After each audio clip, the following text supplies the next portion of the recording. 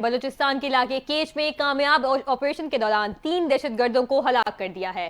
بھاری تعداد میں اسلحہ گولہ بارود برآمد کر لیا گیا۔ مارے جانے والوں میں خودکش حملہ آور عدیلہ بلوچ کو تربیت فراہم کرنے والا ثنا عرف بارو بھی شامل ہے۔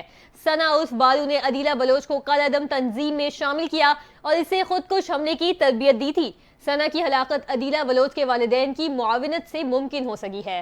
عدیلہ بلوچ کے والدین نے سیکیورٹی فورسز کو اس بات کی اطلاع دی تھی کہ ان کی بیٹی کو دہشت گردوں نے اغوا کر لیا ہے اور اسے دہشت گردی کی تربیت دی جا رہی ہے۔ یہ آپریشن سیکیورٹی فورسز کی ایک بڑی کامیابی ہے، جبکہ دہشت گرد ثنا عرف بارو کی ہلاکت پر عدیلہ بلوچ کے والدین نے اظہار اطمینان کیا ہے۔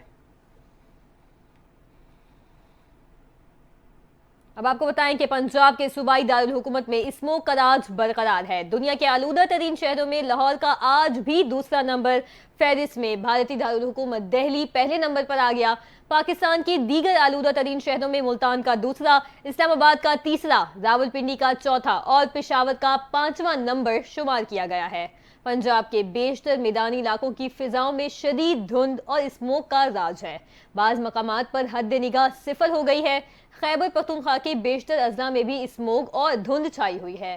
پنجاب نے اسموگ اور دھند کے باعث موٹر ویز کو مختلف مقامات سے ٹریفک کے لیے بند کر دیا ہے، جس سے ٹریفک کی روانی متاثر ہوئی ہے۔ دھند اور اسموگ کی وجہ سے حد نگاہ کم ہونے پر موٹر وے M3 لاہور سے درخانہ تک، موٹر وے M4 پنڈی بھٹیاں سے عبدالحکیم تک، جبکہ موٹر وے M2 لاہور سے شیخوپورہ تک بند کر دی گئی ہے۔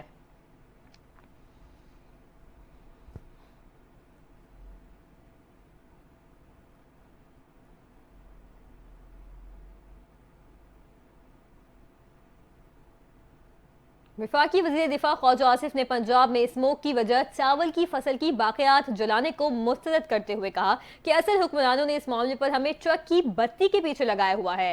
Social media platform X پر خواجہ آصف نے اسموک سے متعلق ایک چارٹ شیئر کیا جس میں بتایا گیا ہے کہ سب سے زیادہ فضائی آلودگی کی وجہ ٹرانسپورٹ ہے، اس کے بعد فصلوں کا جلانا، پھر کچرے کو نذر آتش کرنا دوسری اور تیسری بڑی وجوہات ہیں۔ اس چارٹ کو شیئر کرتے ہوئے صرف وزیر دفاع نے کہا کہ صرف شور ہے کہ کہا اسموک کی چاول فصل کی باقیات جلانے سے ہوتی ہے۔ اس چارٹ کو دیکھیں تو آپ کو اصلی ملزم نظر آئیں گے جن کا اس معاملے میں نام ہی نہیں آتا۔ انہوں نے لکھا کہ اسموک بھارت سے امپورٹ ہو رہی ہے کیونکہ ہوا مشرق سے مغرب کی طرف چل رہی ہے۔ جب مغرب سے مشرق کی طرف چلے گی تو پھر کیا ہوگا؟ خواجہ آصف نے مزید لکھا کہ تاجر تنظیمیں ایک بڑی قوت ہیں اور وہ ان منفرد اوقات کو تبدیل کرنے کی حامی نہیں۔ ہم سیاستدانوں کی بھی سیاسی دکانداری ہے کہ ہم مصلحتوں کا شکار ہیں کہ ہمارا کاروبار سیاست کو کوئی ذکر نہ پہنچے۔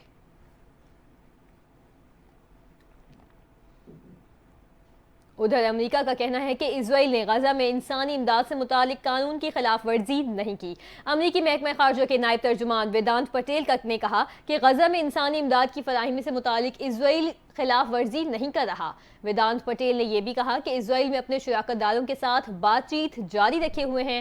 8 عالمی امدادی تنظیموں نے غزہ کی صورتحال سے متعلق مشترکہ بیان میں کہا تھا کہ اسرائیل غزہ میں انسانی صورتحال کو بہتر بنانے میں ناکام رہا ہے۔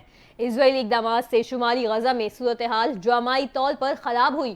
گزشتہ ماہ امریکی وزیر خارجہ اور وزیر دفاع نے اسرائیل کو غزہ میں انسانی صورتحال بہتر بنانے کا کہا تھا۔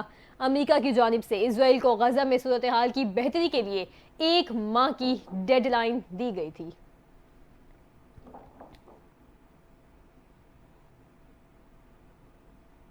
اور اب آپ کو بتائیں کہ ICC چیمپئنز ٹرافی کے لیے بھارتی ٹیم کے پاکستان نہ آنے کے معاملے پر وفاقی حکومت نے تمام اسٹیک ہولڈر سے وسیع تر مشاورت کا فیصلہ کر لیا ہے۔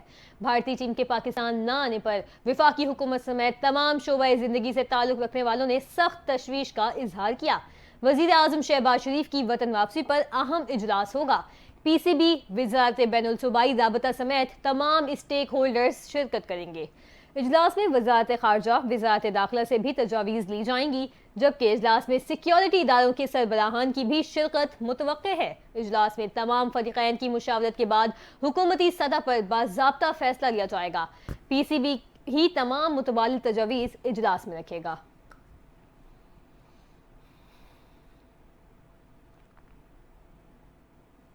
نیوز بلیٹن سے فی الوقت اتنا ہی۔ مزید خبروں اور اپڈیٹس کے لیے ہمارے ساتھ رہیے۔